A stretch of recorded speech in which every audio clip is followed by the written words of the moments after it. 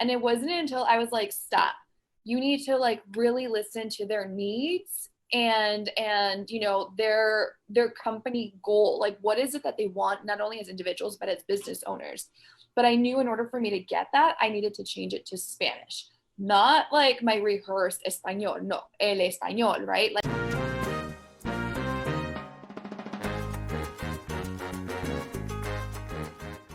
good morning to us in California. My name is Tony Martinez with Latino Tax Professionals Association. We are live across multiple channels across the globe. And we have with us our friends and colleagues from different cities, different organizations. We have Jackie Velez with Xero. Jackie, ¿cómo estás? Muy bien, ¿y cómo estás usted? Even though we just talked. I know, I'm doing ¿Cómo están good. todos que están mirando is it Facebook Live? Yeah, we're on Facebook Live. We're recording it. We'll put it on YouTube. Okay. It's actually on Twitter also. And oh, wow. Our Twitter doesn't have many followers. It has some followers, but not as much activity as Facebook. But if you're listening on Twitter, say hi. Hello, everybody. Thank you for joining. Awesome. And we have Cristina Huizar with Pachex. hola, chao a todos, buenos días. Awesome. And then Luis Galvis with Wolters Kluwers. Hey, Luis. Hey, Tony, buenos días, buenas tardes a todos. Gracias por escucharnos siempre. We always have a good time presenting live for the Latino Tax Pro members. And there's always a lot of engagement, so we appreciate that for sure.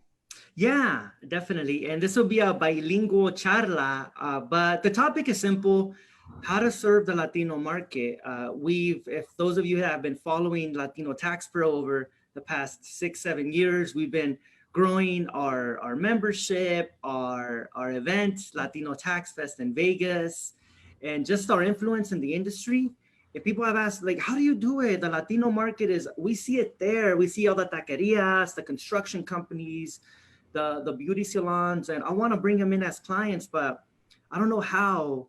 But you guys seem to do it very naturally. And so that's going to be today's conversation, you know, how to serve the market and why empathy is, in my opinion, the key to serve it. So for us to understand and get started, we're going to share a little bit of our background, how we started and what we do. So I'll start.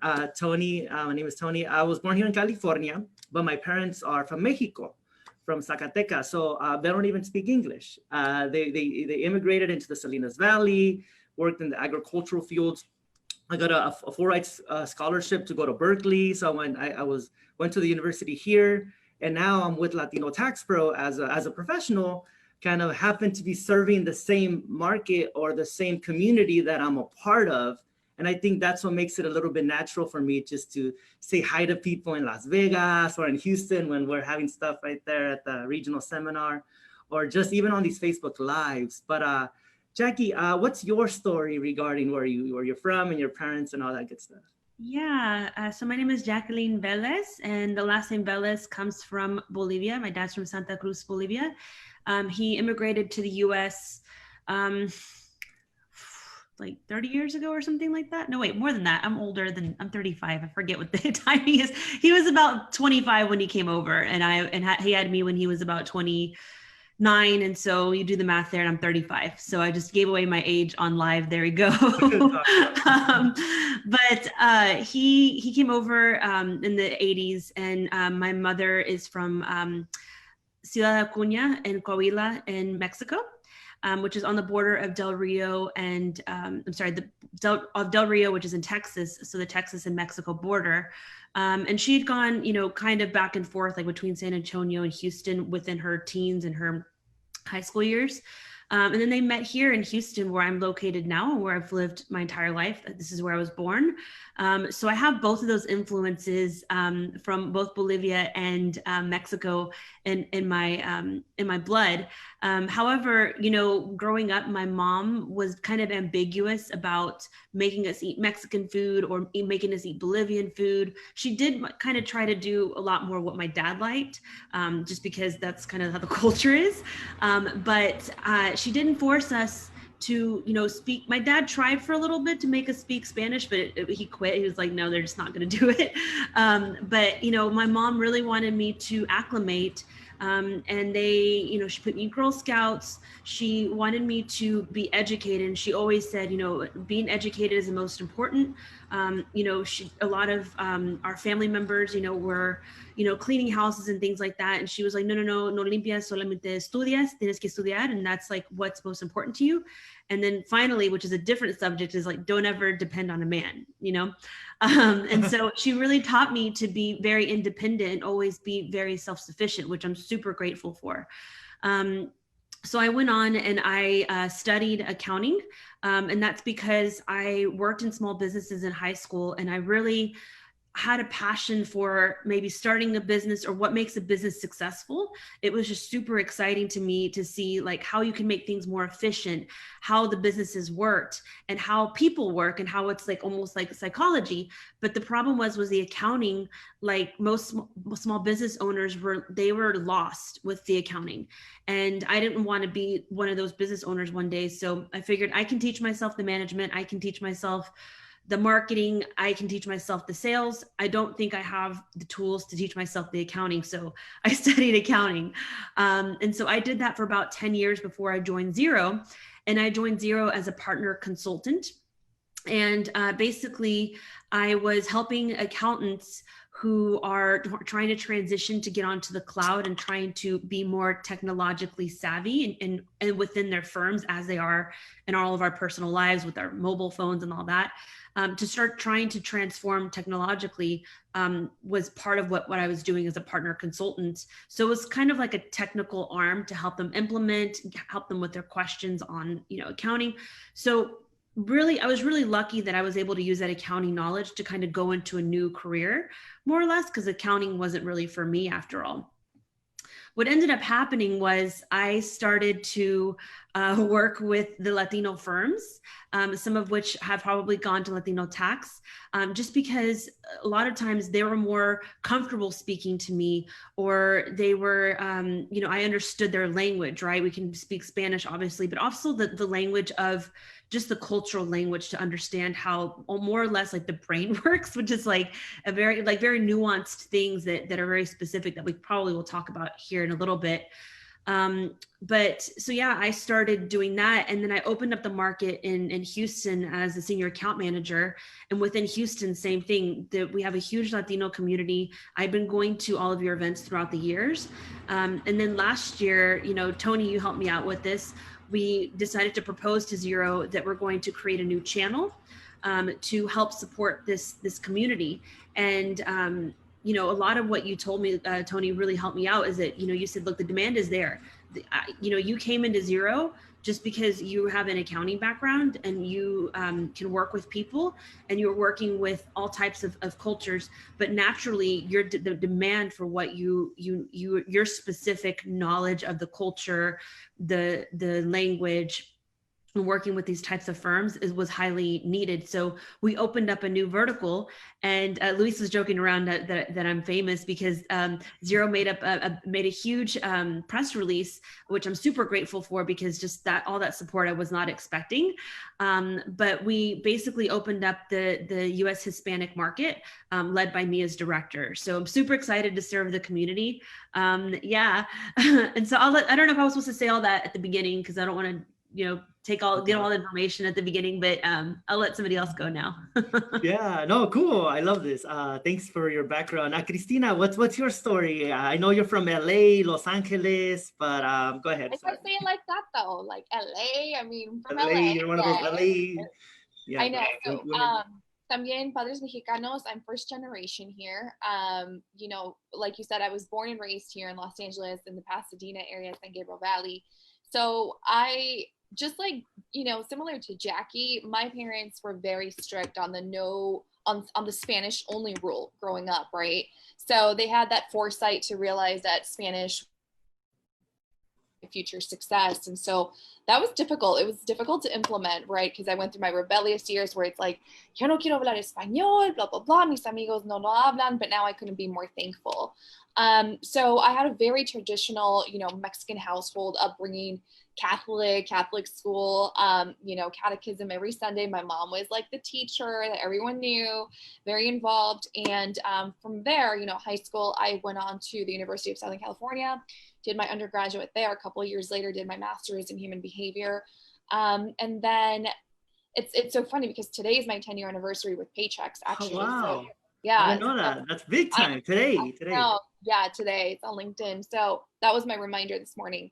But I look back and I'm like 10 years ago, I was this kid right out of graduate school in 2010 in the recession. It was tough. And someone told me about Pachex. They were like, listen, tú hablas español, puedes comunicarte con la gente, puedes ayudar a dar servicios a la comunidad latina. And I was like, that's great. One thing is for me to be Latina, but I've never worked with my folks. I've never worked with people like my parents. So, without mentioning names, they gave me the opportunity. Someone saw something in me. I started off in sales at Pachex here in Los Angeles.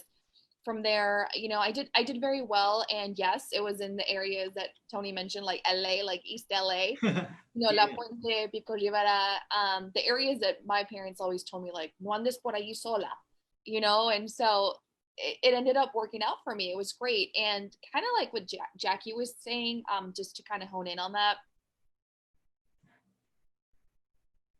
I think that I can attribute my success to speaking Spanish. It's more in the cultural relevance, right? Like the familiarity. So when I would go into an end user presentation to a small taqueria, a restaurant in La Puente, it just wasn't, hola, ¿cómo está? Quiero presentarle los servicios. No, it's like, ¿cómo está? ¿Cómo le está yendo en el trabajo? You got to take, like, I always tell my reps, like a tía or tío approach, right? Like they have to feel you're there to help, and they have to have that sense of relatability. Otherwise, it's like, you're just another person trying to sell them a service. So you have to make sure there's some hand holding and you're walking them through the process, pero con confianza. Sin la confianza no va a haber nada de servicio. Y creo que eso es igual en todo Latinoamérica, ¿no? Primero esa amistad y esa confianza para poder de allí desarrollar el servicio corporal. Corporate, I didn't mean like body, corporate. Sí, ya ves, se me traba el español. So, de allí me fui aquí mismo a Pachex a un rol de liderazgo. So I was the sales manager here in the thing.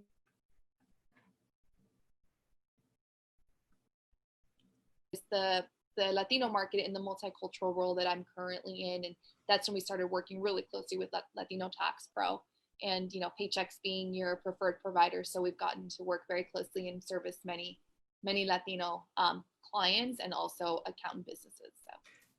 Yeah, awesome. And you brought up something that's key, and we're going to bring it up here in a bit, is when we're serving these small business owners, these Latino small business owners, these immigrant small business owners, I'm sure when they see us come in either to their business or when they see us at an event, at a conference, or at Latino Tax Fest in Vegas, and we approach them, they probably think, hey, es mi sobrino, es mi hija. They see us as their own or even their family member, because I know that's what I do when I meet these small business owners, or even when here in town in Salinas, when we're doing taxes for people that come in, not only do I help them because it's my job, but I really want to help them because, I'm thinking this is just like my mom, and she wants to get a refund, or she wants to get her EIN number to start her business. And like, it's my duty to help because I would do the exact same thing for my tia, my mom, anybody else. So that is a very powerful thing. But before we jump into that conversation, Luis, ¿cómo estás? Nice to see you again. We see you all the time. You're a great supporter of ours. You always follow us everywhere. And what's your story, Luis? Absolutely. So I am actually from Colombia, from Barranquilla, Colombia. Just fun fact, the land of Shakira and Sofia Vergara.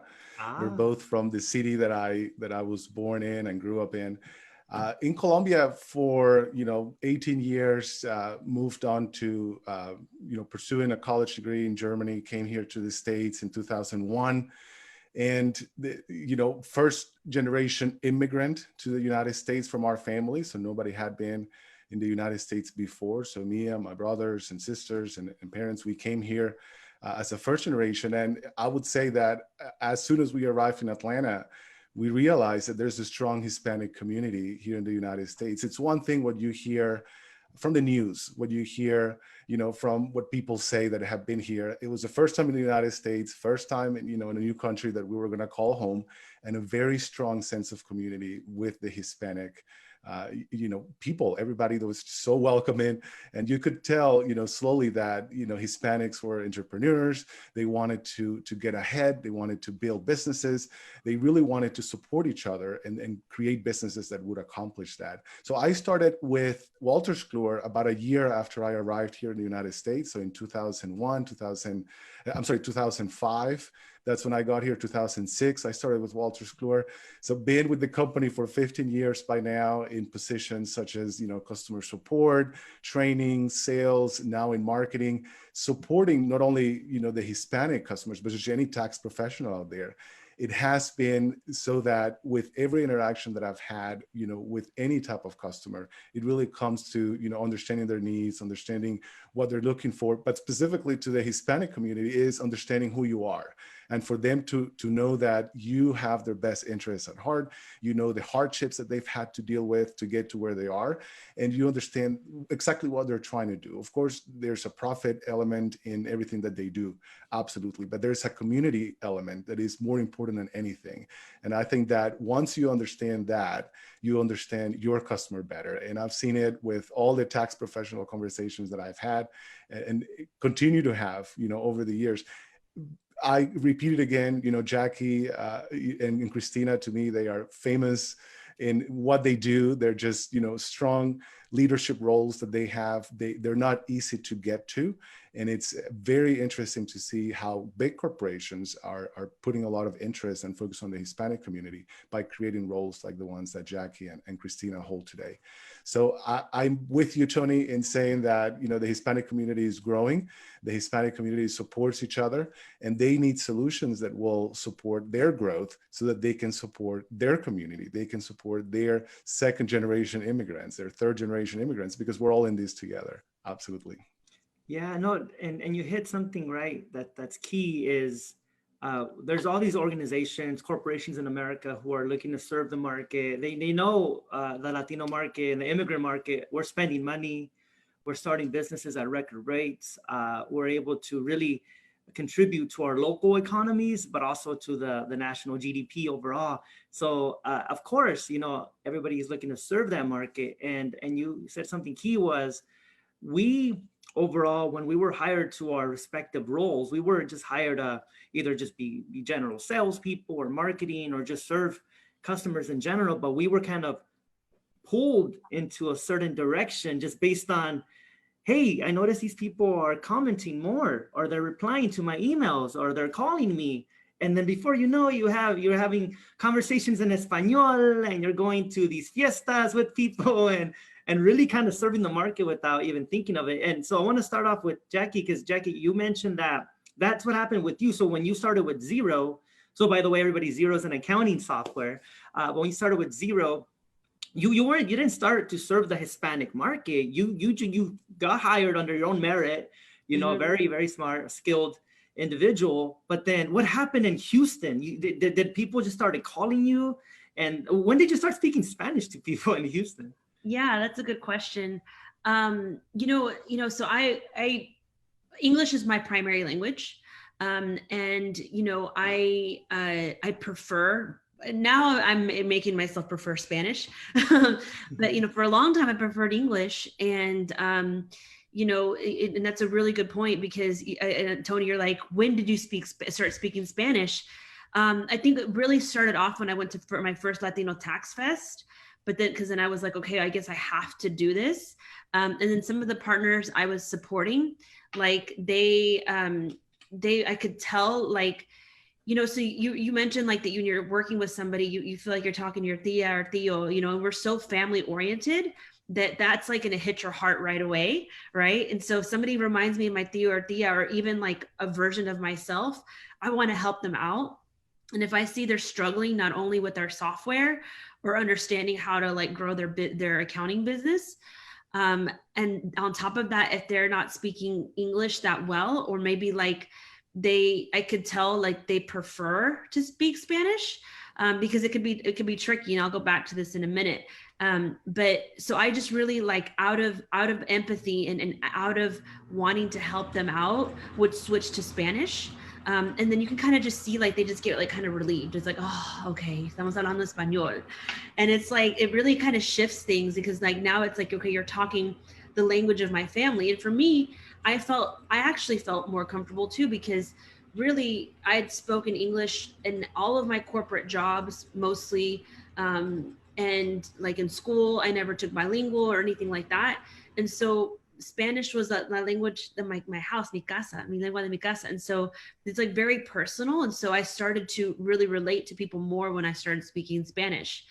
But it's tricky because, you know, just like, for example, like my dad, his English is really good. My parents have been in US for a long time, right? Their English, they have a little bit of an accent, but it's pretty much perfect. And they can understand, and I speak to them in English still.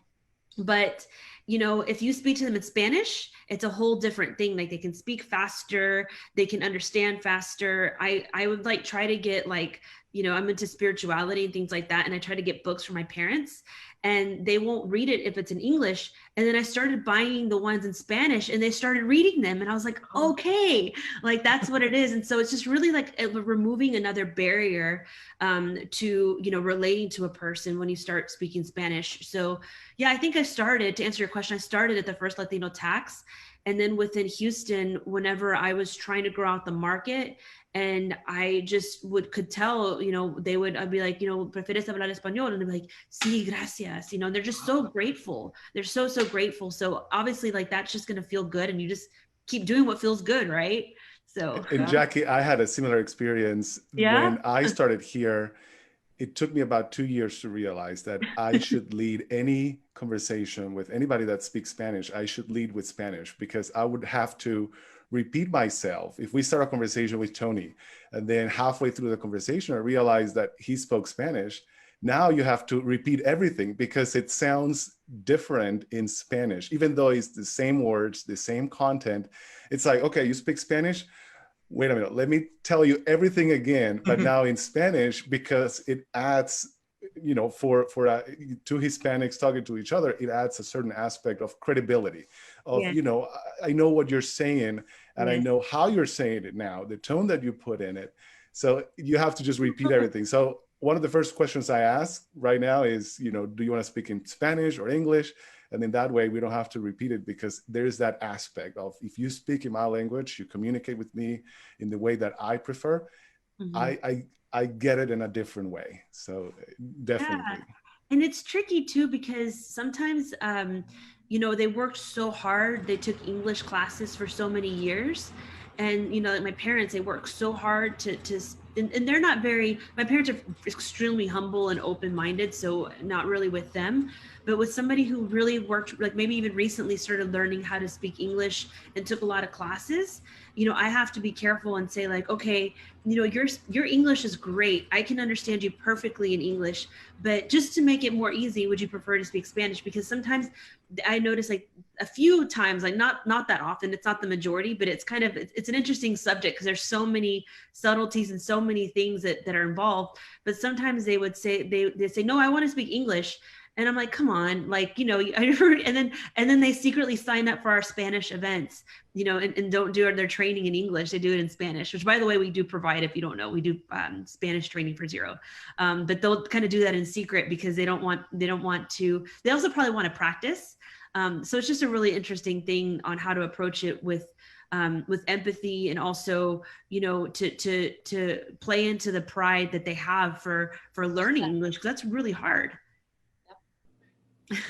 And I wanted to, you know, bring in Cristina, because what I love about Pachex is from the beginning. So first of all, your CFO, Chief Financial Officer, Efraín Rivera, I believe he's Latino, right? And he speaks Spanish. Espanol, and that's one of the first, one of the reasons why, from what I understand, Pachex has this big Hispanic initiative to serve the market, where he's a big driver in that. And he's like, look, guys, I see 10 years, 20 years, a few decades down the line, this is where the demographics are shifting. We need to have a game plan to address the market. He was actually one of our speakers at like the third Tax Fest 4 or 5 years ago at the Rio, and it was awesome. Like, man, this executive, right, that's usually on these big important phone calls on Wall Street, and he's here at the Tax Fest, and he's giving a presentation, and it was really awesome. But Pachex has built out a whole strategy, right, where you guys have different reps. It's a multicultural initiative. Within that, and you're the leader of that strategy. But within that strategy, how does Spanish play in, or what does that look like, Cristina? I'm curious to learn how you guys are doing such a great job in serving the market. Yeah, so one of the things that we're working through right now is, so it goes back to the cultural relevance. So I'm in charge of the West, right? The Western United States, so west of Texas, Houston, and west of that.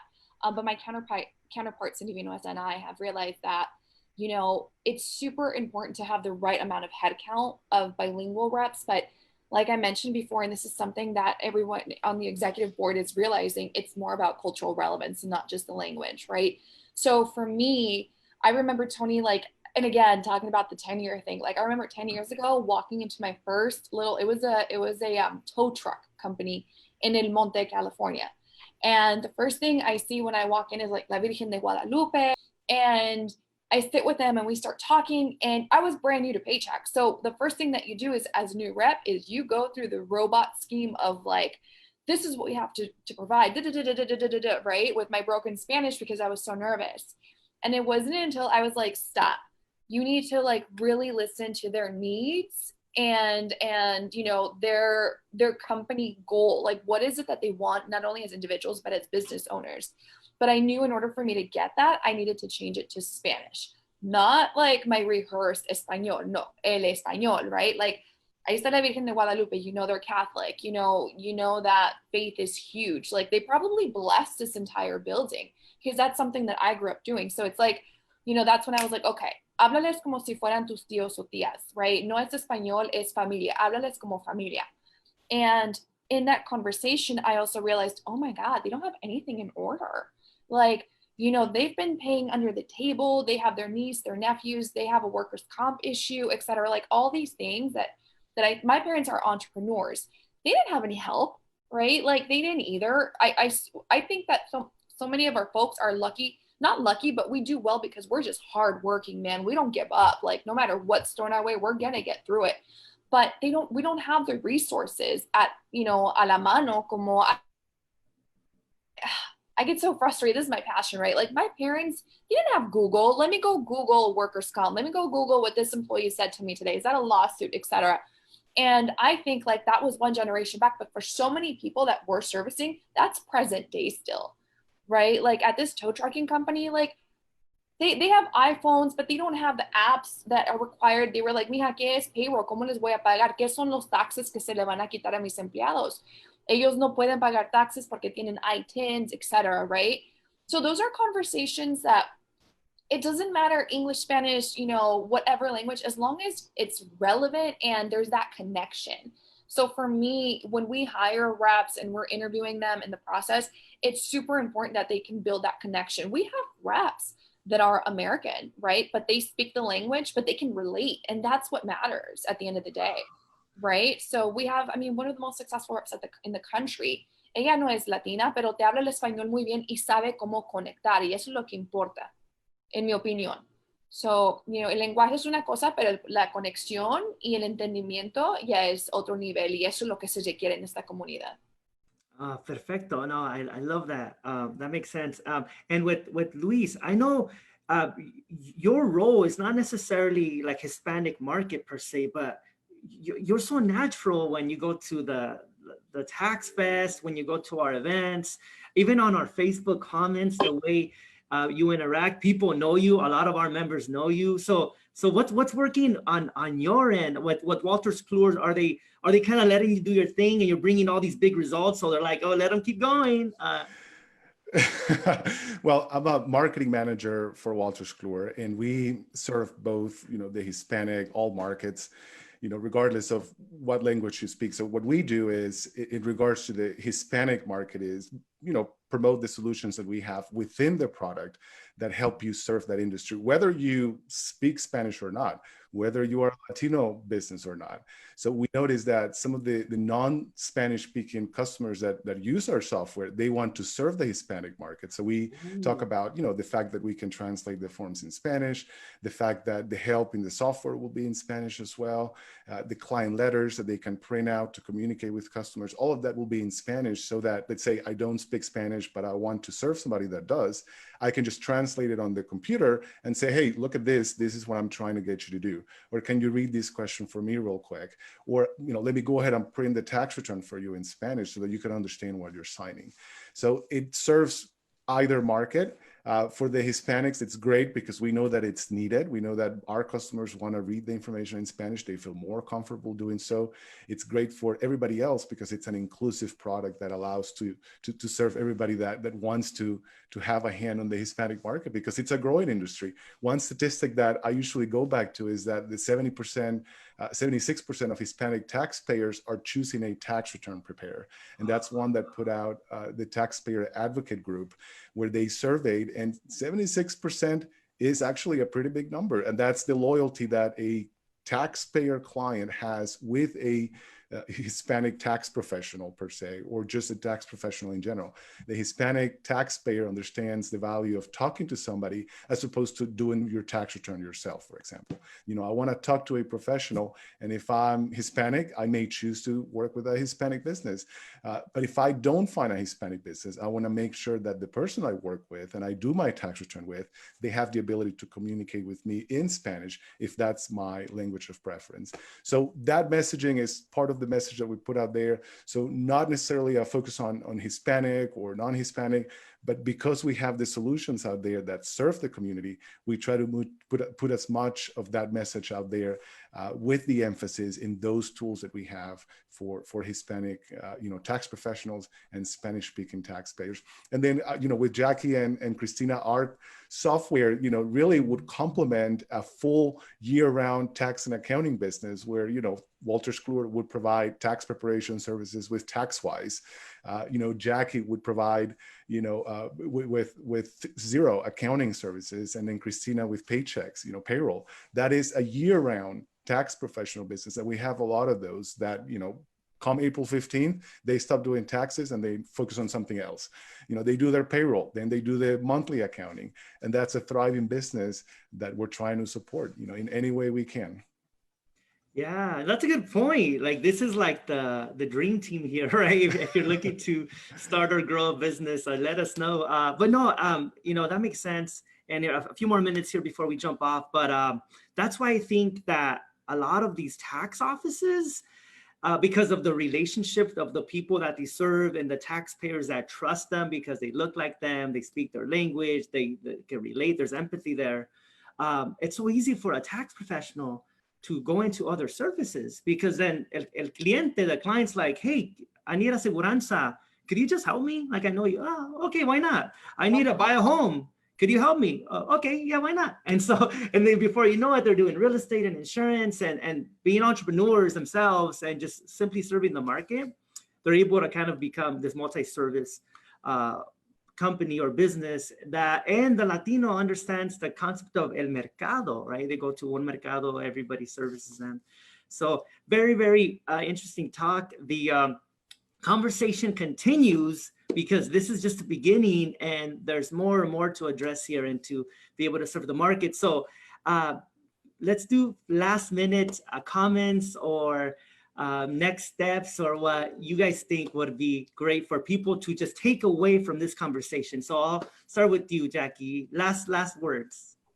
Yeah, I think Luis brought up a really good point earlier that I didn't get a chance to mention, but when we started off this market, a lot of people within Xero were asking me like, hey, how do I approach it? And the thing is that the Latino market is the largest growing population in the US. It's there. The market is there. However, it's not just about the US Hispanic group that we're creating in Xero, the community we're creating. It's not to say like you have to be Hispanic or you have to be Spanish speaking. This is a population that everybody is going to have to serve. And so we have people within our community that it's completely inclusive. It's like, okay, do you want to serve Hispanic small businesses? Do you want to learn more about it? And then we invite them into our community. We consider them as part of the U.S. Hispanic community. And so, and I think Christina spoke on it as well as the cultural nuances, that you don't necessarily have to be Hispanic to be a part of this. And I think that's a really great takeaway, is that this population, we're all family, we're all invited, we're all inclusive, and to create a community that will serve this population. You don't have to be Hispanic, but you do have to have passion for business and for Hispanic small business owners. Awesome, thank you. Luis, any parting words for our followers and friends here? Yeah, no, I would say, first of all, thank you, Tony, for hosting this. Jackie and Christina, always a pleasure seeing you speak, first and foremost. And then this is my first opportunity that I get to speak to you, one-on-one. So very happy to be a part of this panel. And just to echo what Jackie said, if you want to grow in the Hispanic market, you don't have to speak Spanish. There are tools out there that will help you do that. It's a market that cannot be overlooked. So if you are looking to grow in the Hispanic market, make sure that the solutions that you use, they will support that goal. And if you are a Hispanic business owner, make sure that you're utilizing all the tools that will help you support your market, because there's many things out there that you may not know about. I learned about Christina's and Jackie's initiatives for customer support representatives that support in Spanish, all the Spanish tools that they have. If I'm using one of those solutions, I want to make sure that I know about all those tools so that I can serve my community better. Likewise with TaxWise, if you're using our solution and are not familiar with the Spanish forms or the client letters or the Spanish support and all of that help, become familiar with it, because all of that is there to help you support your market better than you do today. So thank you again for the opportunity, Tony and Jackie, Christina, for joining this. My pleasure. Awesome, thank you. And Christina? My parting this together, and if there's one thing I can encourage everyone to do, whether you're a business owner or someone just looking to help the community, get involved. Like, I think that these workshops that you do, and these collaborations, these Zoom calls, are so important to get to know your community. I mean, you never know who can impact you or who you can impact, but that's how we build this ecosystem, right? That's how we continue to grow this market and see it flourish. So I know it's not as technical as Luis and Jackie's advice, but that's what I would say. Just stay involved, join as much as you can.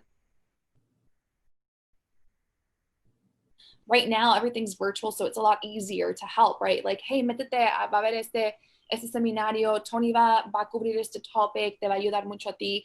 Like, I think that that's what we can do to see this, continue to grow, is be involved if you can, speak, share your experience, because there's tons of people out there that are living through what you're currently going through or went through.